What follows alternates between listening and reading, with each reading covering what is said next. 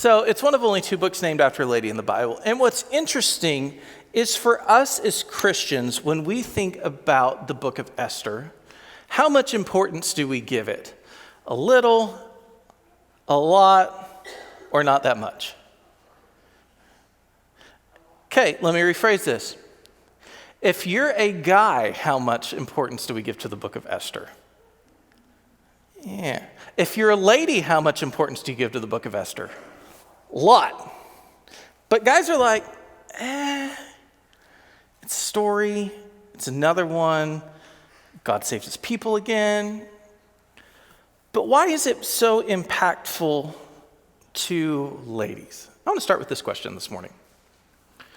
And this is really for the guys. One of the reasons, and ladies, feel free after this to correct me if I'm wrong, that ladies see so much in the book of Esther is it's only one of the main times that we really see a strong female character in the Bible given prominence. Because for guys, when we read the Bible, there's a guy here, a guy did this, guy did this, guy did this, guy did this, guy did this. But when we think about the most important ladies in the Bible, there's 3 really that we think about. We think of Mary, Jesus' mom. We think of Bathsheba, who lured David into sin. Quote, lured. If David would have been doing what he was supposed to do, he wouldn't have done anything. He would have been like, oh, not going to give that second glance, run away. See? Y'all were like, he's about to, we're going to get him. And then the third one, and this is coming from the mind of a guy that we think about, is Jezebel with Samson. And so for guys, when we think about ladies in the Bible, we think about the good or the bad ones? The bad ones. Ladies, y'all think about who are the best women of the Bible. There was a book that came out a couple of years ago called The Women of the Bible, New York Times bestseller. It was so popular, there's now a second one coming out. And I was like, then why didn't you just make the first book even longer? But that's a whole different story. But the importance of Esther isn't just for ladies, but for us as Christians, we don't necessarily see the importance as much of it. But for Jewish people, the book of Esther, particularly at the end of the story, holds so much prominence to them. There are whole festivals for the Jewish people based off of the book of Esther. Why? Because God fulfilled his promises to his people and he protected his people. So a little bit of background information on Esther. The events describing Esther would have taken place in 464 to 423 BC. 464 to 423 BC. If you use the modern thing, it's BCE, but I still use the old BC because I'm old-fashioned that way. And according to SBL, the Society of Biblical Literature, I'm still correct and everybody else is wrong. Anyways, now, as we think about Esther, we think about the time where this is placed. So, Esther happens during the Persian Empire. So, who came before the Persians? King Nebuchadnezzar.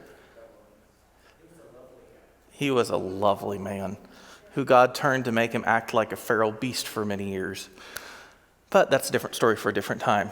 So Nebuchadnezzar, we see the Babylonians, the Chaldeans, that whole empire, they came into prominence. Daniel comes in, he tells Nebuchadnezzar and everybody, God is about to conquer you through the Persians. Persians come in, Persians rule. But what happened with the Persians is the Persians started not necessarily to feel bad for the Jewish people, but they finally saw that maybe it's time for them to be able to go home. And so the Persians let them start going back to Jerusalem. They even helped them rebuild parts of Jerusalem to help protect themselves. All that's in the book of Nehemiah, in the rebuilding. But some of the Jews stayed within the Persian Empire. Now, why would they stay? How many of you have ever settled somewhere and you got really comfy and you didn't want to have to move? Okay, how many of you are so in your zone, so in your habits, so in your everyday routines, there's the word I was looking for, to where you don't like getting out of your routine. Anybody? You wake up, you go to work, you come home, you do what you got to do, you go to bed, rinse and repeat, same day, next day. And so a lot of people, they just didn't want to do it. Because to make the move from Persia back to Jerusalem, it was a big trek. Most of them would have had to have done it by foot, maybe a couple camels and donkeys in there. But for most of it, it would have been people picking up, leaving most of what they had to go back to Jerusalem. So some people stayed. Other people were able to rise to prominence within the Persian government, unlike that they were within the Babylonians. So some Jewish people now, such as like Daniel and a couple others, they had it pretty good in Persia. So if you have it pretty good, why would you leave that to go back and start with nothing? And so this is the background that we find Esther in. So are the Jews necessarily the best they've ever been? No. Are they the worst they've ever been? No. They're kind of so and in between.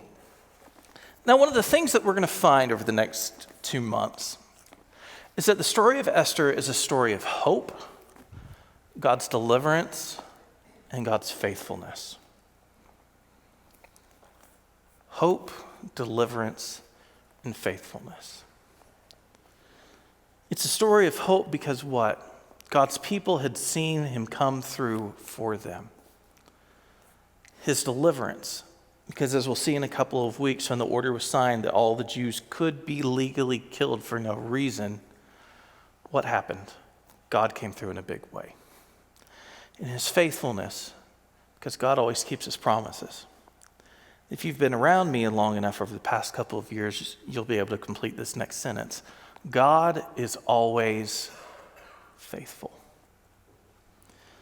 He always was, he always is, and he always will be. So, as we get into this morning, if you will turn in your Bibles to the book of Esther chapter 1, and we're going to continue with our introduction this morning. Esther chapter 1, starting in verse 1.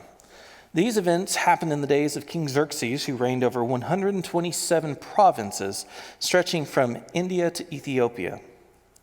At that time, Xerxes ruled his empire from his royal throne at the fortress of Susa.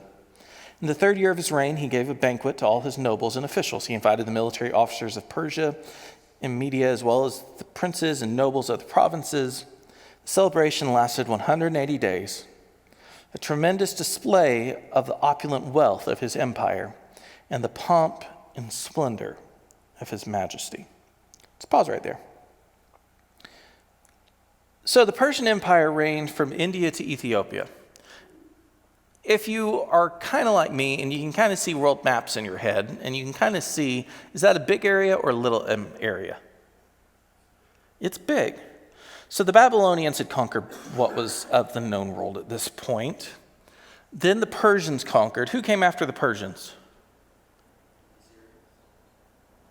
Greeks.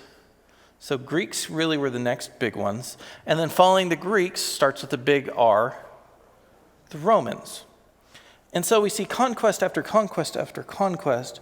But one of the things that will happen is you ever look and take the time to look at world history is when an empire seems to become comfortable in the situation that they're in and they stop conquering and they kind of just sit back and look what normally happens to them. Somebody else comes in and takes over. And this will soon happen to the Persians later on. Verse 5, when it was all over, the king gave a banquet for all the people, from the greatest to the least, who were in the fortress at Susa. It lasted for 7 days and was held in the courtyard of the palace garden. The courtyard was beautifully decorated with white cotton curtains and beautiful hanging linens, which were fastened with white linen cords and purple ribbons to silver rings. Embedded in the marble pillars, gold and silver couches stood on mosaic pavement of porphyry marble, mother of pearl, and other costly stones. So at this point, is the king's palace the worst place to be in, or is it one of the best places to be? Best. Probably the best word to describe it would be opulence. And I use the word opulence because opulence sounds even fancier than it was a pretty nice place. But when you think about that, why would the author of Esther be portraying it as such a royal place to be. One of the things to think about as we look at something that is more narrative, that is more storytelling, is all the little details that are shown. One of the reasons that we look at the little details is it sets the stage for exactly what's going to happen later. Because later on, we're going to see that Esther becomes queen, but it's not just that she becomes queen over some little dainty empire. She is about to become queen of the largest known empire in world history. And so the king's throwing a feast. He's like, look what all we did. We're going to invite not just the rich people, but he invites everybody. Verse 7, drinks were served in gold goblets and many designs, and there was abundance of royal wine reflecting on the king's generosity.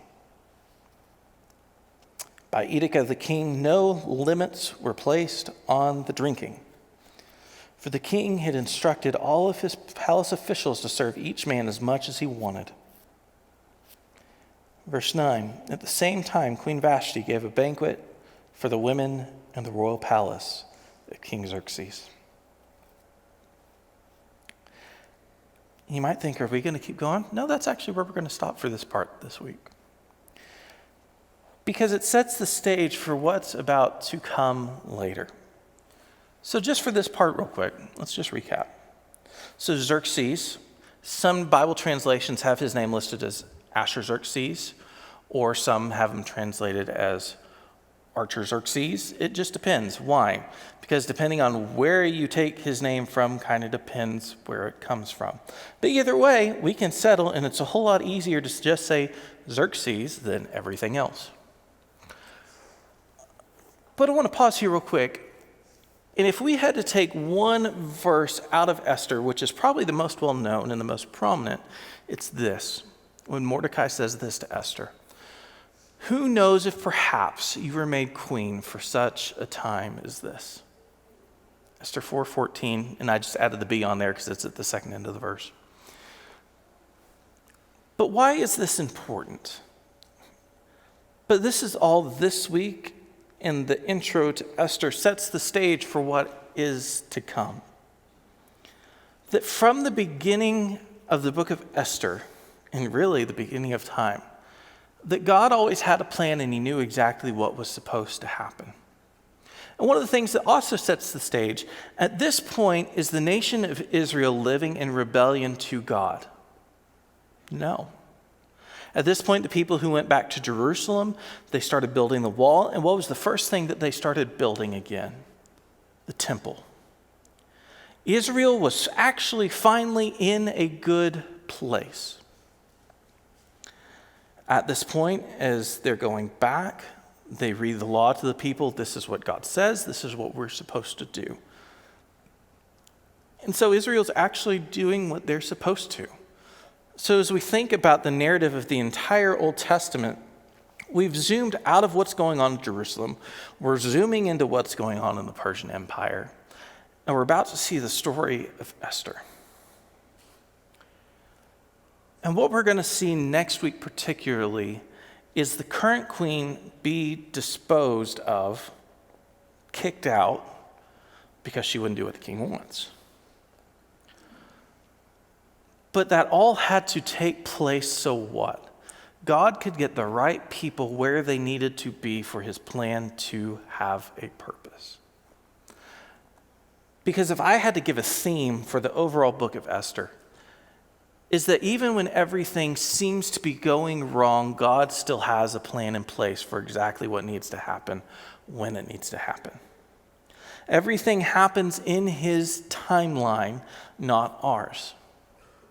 As we continue over the next couple of weeks, we're going to see that even Esther and Mordecai wish that things could happen quicker than they need to. But what? Things have to take place exactly as God intended them to take place.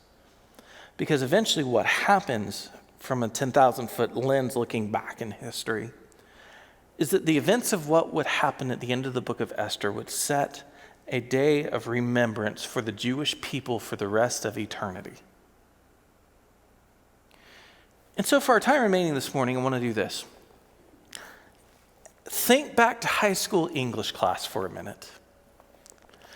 Some of you had good experiences, and some of you had not good experiences. But one of my favorite things to ever do in English class is I had the same English teacher for junior and senior year. Whenever we'd start a new book, we'd do character overviews before we even read the story. Now, if you were me in high school and I didn't realize the importance of actually reading the book, I used No Fear Shakespeare to read things. I used SparkNotes to read things. Why? Because back then I didn't like to read as much as I do now.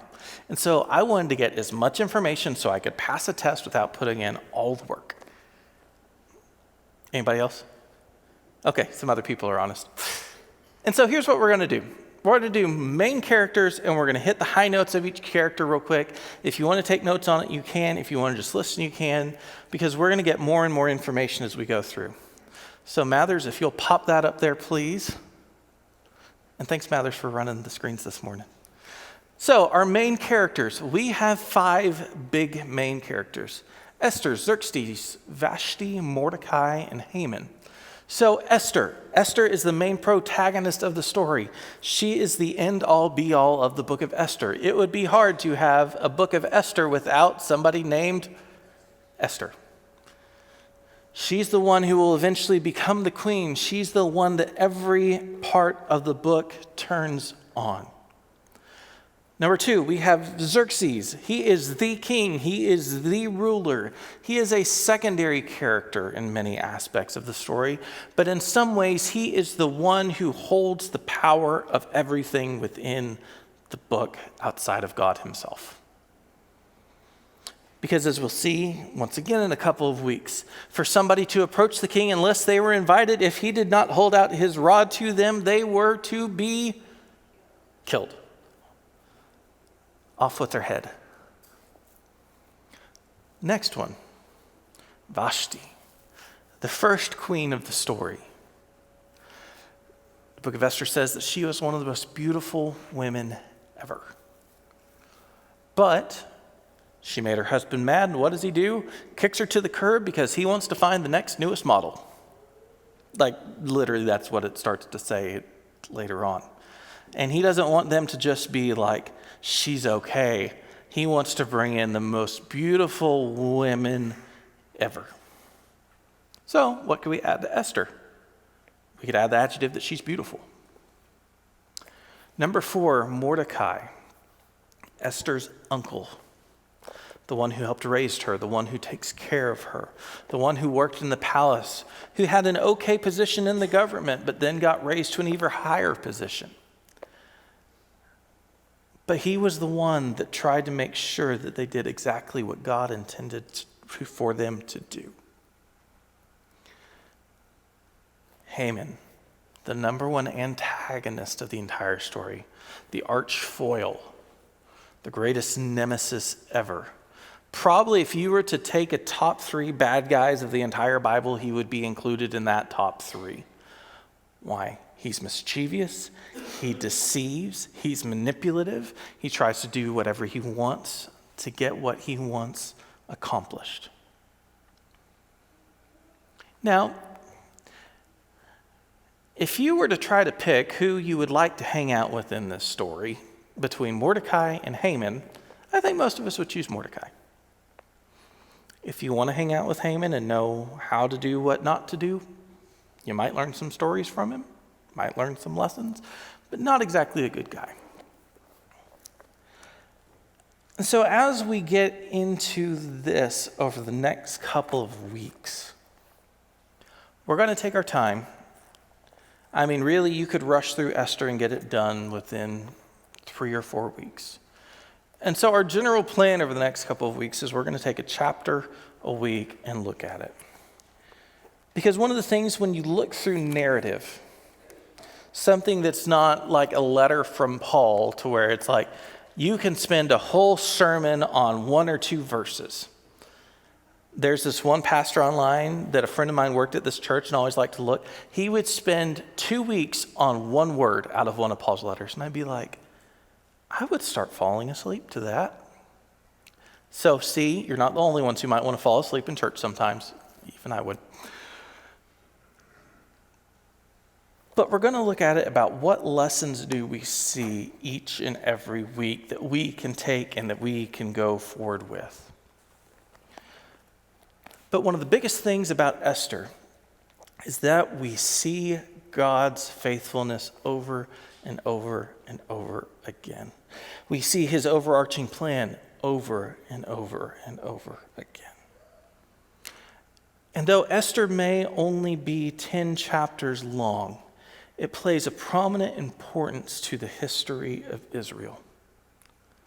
It plays a prominent importance even for us to learn as Christians looking back at something that is Jewish history. But it's also important that just as there are good and bad men in the Bible, that the good women of the Bible outshine the bad.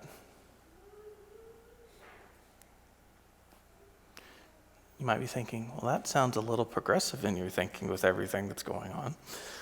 No, it's not really, and here's why.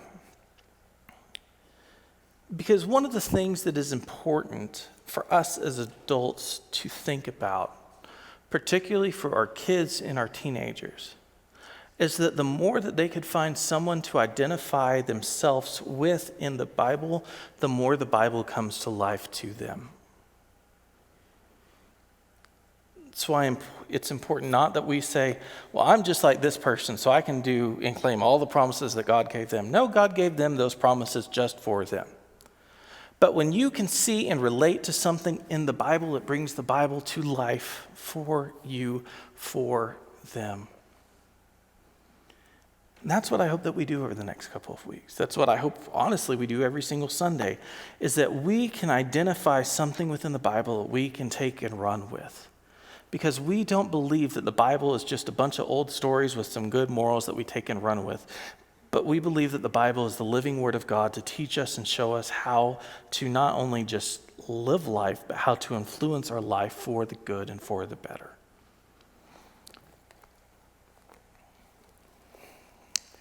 And so when we think about verses like such a time as this,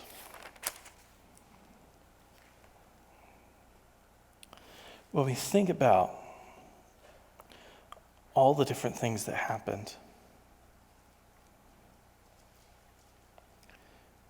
we see the importance of this historically in Esther chapter 9. Because what is celebrated by the Jews today is a celebration called Purim.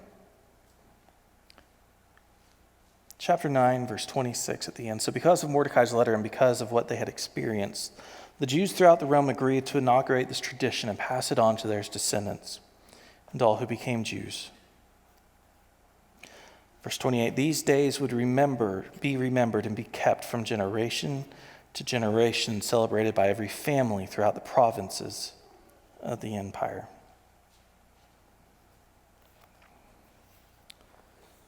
Same thing can be said of what happens for us, is that when God does a miraculous thing, that it should be told from generation to generation to generation. Because just as God was good and faithful to the Jews in the book of Esther, he is still faithful and good to us to this day.